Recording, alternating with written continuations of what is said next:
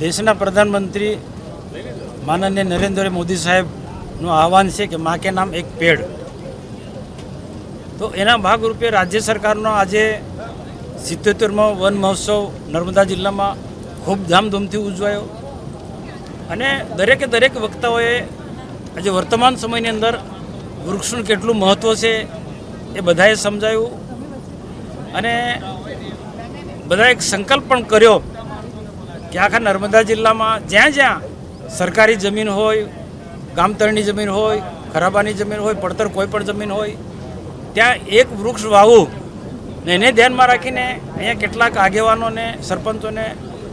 વૃક્ષોના છોડવા પણ આપ્યા અને એક રથ આજે ગામડે ગામડે ફરવાનો છે, દરેક ગ્રામ પંચાયત પર જઈને ત્યાં વૃક્ષોનું મહત્ત્વ સમજાવશે અને અલગ અલગ વૃક્ષોના ત્યાં રોપા આપશે જે ગામના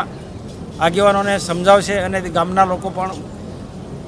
આ 70મા વન મહોત્સવનો આખો સંદેશો સમજી અને વૃક્ષોનું વાવેતર કરશે.